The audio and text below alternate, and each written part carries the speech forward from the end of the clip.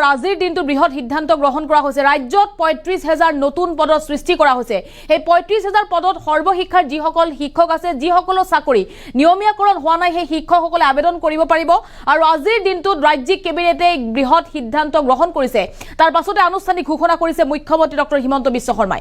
আমি লৈ আহিছোঁ ডাঙৰ খবৰ, নিয়মীয়াকৰণ নোহোৱা শিক্ষকসকলৰ চাকৰি হব, শিক্ষকসকলে চৰকাৰী চাকৰি লাভ কৰিব। ৰাজ্যত ৩৫,০০০ নতুন পদ, ৰাজ্য চৰকাৰে ৩৫,০০০ নতুন পদৰ সৃষ্টি কৰিছে। আৰু ৩৫,০০০ পদত আবেদন কৰিব পাৰিব চাকৰি প্ৰত্যাশীয়ে। চৰকাৰী চাকৰি লাভ কৰিব সৰ্বশিক্ষা অভিযানৰ শিক্ষকসকলে। আৰু সৰ্বশিক্ষা অভিযানৰ শিক্ষকৰ বাবে এই বৃহৎ ঘোষণা ৰাজ্য চৰকাৰৰ।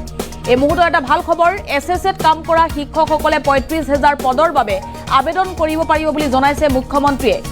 ইয়াৰ লগতে সৰ্বশিক্ষাৰ ৩৫,০০০ পদ কৰা হ'ব বিলুপ্তি। ৩৫,০০০ পদ বিলুপ্তি কৰি নতুনকৈ ৩৫,০০০ পদ সৃষ্টি কৰিছে ৰাজ্য চৰকাৰৰ অধীনত। চাকৰি নিয়মীয়া কৰিব নোৱাৰি, এই বৃহৎ সিদ্ধান্ত ৰাজ্য চৰকাৰৰ। সৰ্বশিক্ষাৰ যিহেতু চাকৰি নিয়মীয়াকৰণ কৰিব পৰা নাই, আৰু তাৰ পাছতে সিদ্ধান্ত ৰাজ্য চৰকাৰৰ। ৪ মাহৰ ভিতৰত ৰাজ্য চৰকাৰৰ অধীনত নিযুক্তি পাব SSA, অৰ্থাৎ সৰ্বশিক্ষা অভিযানৰ শিক্ষকে। বাকী নিয়মীয়া পদত সকলোৱে আবেদন কৰিব পাৰিব। যিসকল ৰাজ্যৰ শিক্ষকৰ নিয়মীয়া পদ, সেই নিয়মীয়া পদত নতুন প্ৰাৰ্থীও আবেদন কৰিব পাৰিব। আৰু ৰাজ্যৰ ৩৫,০০০ নতুন পদক লৈ মুখ্যমন্ত্ৰী ডক্টৰ হিমন্ত বিশ্ব শৰ্মাই আজিৰ দিনটোত আনুষ্ঠানিকভাৱে ঘোষণা কৰিছে। আজি যিহেতু নলবাৰীত ৰাজ্যিক কেবিনেটত কেইবাটাও বৃহৎ সিদ্ধান্ত গ্ৰহণ কৰা হৈছে, আৰু তাৰ ভিতৰত সৰ্বশিক্ষা অভিযানৰ শিক্ষকসকলক লৈ বৃহৎ সিদ্ধান্ত ৰাজ্যৰ মুখ্যমন্ত্ৰীৰ। নতুনকৈ ৩৫,০০০ পদৰ সৃষ্টি কৰা হৈছে। আৰু সেই ৩৫,০০০ পদত আবেদন কৰিব পাৰিব সৰ্বশিক্ষাৰ শিক্ষকসকলে। ৩৫,০০০ পদ সৰ্বশিক্ষাৰ পৰা বিলুপ্ত কৰা হ'ব। আৰু সকাহ দিবৰ বাবে সৃষ্টি কৰা হৈছে ৩৫,০০০ শিক্ষকৰ পদ। নিয়মীয়াকৰণৰ পৰিৱৰ্তে ৰাজ্য চৰকাৰৰ আন এক বৃহৎ সিদ্ধান্ত, যিহেতু চাকৰি নিয়মীয়াকৰণ নহয় সৰ্বশিক্ষা অভিযানত কৰ্মৰত শিক্ষকৰ, আৰু চাকৰি নিয়মীয়াকৰণৰ বাবে বিকল্প বাছি উলিয়াইছে ৰাজ্য চৰকাৰে। নতুনকৈ সৃষ্টি কৰা হ'ল ৩৫,০০০ পদ। আৰু চৰকাৰী চাকৰি এতিয়াৰ পৰা লাভ কৰিব, সকলো সা সুবিধা লাভ কৰিব সৰ্বশিক্ষা অভিযানৰ শিক্ষকসকলে। আৰু তাৰ বাবে তেওঁলোকে ৩৫,০০০ খালী নতুন পদৰ বাবে তেওঁলোকে আবেদন কৰিব লাগিব। বিশেষভাৱে নিযুক্তিৰ ব্যৱস্থা থাকিব SSAৰ শিক্ষকৰ ক্ষেত্ৰত। আৰু এই নিযুক্তিত SSAৰ শিক্ষকৰ বাবে থাকিব বিশেষ সুবিধা। এই নিযুক্তিত কেৱল SSAত কৰ্মৰত শিক্ষকেহে আবেদন কৰিব পাৰিব। নিয়মীয়া পষ্টত নতুন প্ৰাৰ্থী আবেদন কৰিব পাৰিব বুলি জনাইছে। কিন্তু ৩৫,০০০ শিক্ষকে নিযুক্তি লাভ কৰাৰ পাছতে বিলুপ্ত হ'ব SSAৰ শিক্ষকৰ পদ। কি কৈছিল মুখ্যমন্ত্ৰী ডক্টৰ হিমন্ত বিশ্ব শৰ্মাই? মন্তব্য শুনক। যিবিলাক পোষ্ট তাত অভিযানত কাম কৰি থকা শিক্ষকসকলক যাতে আমি সকাহ দিব পাৰোঁ, তাৰ বাবে আজি কেবিনেটে ৩৫,০০০ নতুন শিক্ষকৰ পদ চৰকাৰত সৃষ্টি কৰি SSAৰ শিক্ষকসকলে সকলৰ বাবে এটা স্পেচিয়েল ৰিক্ৰুটমেণ্ট ড্ৰাইভ কৰিব খুজিছে। অৰ্থাৎ এই বিশেষ ৩৫,০০০ পোষ্টত অকল SSAত কাম কৰি থকা শিক্ষকসকলেহে আবেদন কৰিব পাৰিব। আৰু বাকী নিয়মীয়া যিবিলাক পোষ্ট তাত ফ্ৰেছ কেণ্ডিডেটবিলাকে আবেদন কৰিব পাৰিব। এই ৩৫,০০০ শিক্ষকে SSAৰ পৰা আহি চৰকাৰত সোমোৱাৰ লগে লগে সৰ্বশিক্ষা অভিযানত ৩৫,০০০ পোষ্ট বিলুপ্তি হ'ব।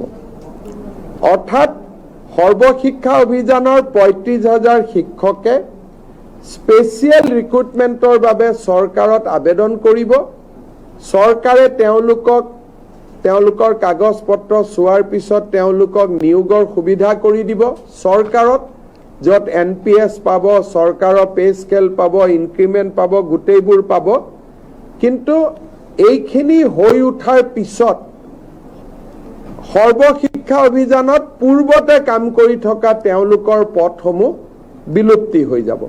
অৰ্থাৎ আমি ৰেগুলাৰাইজেশ্যন কৰিব নোৱাৰাৰ বাবে আমি স্পেচিয়েল ৰিক্ৰুটমেণ্ট ড্ৰাইভ সৰ্বশিক্ষা অভিযানৰ শিক্ষকসকলৰ বাবে কৰিব খুজিছোঁ।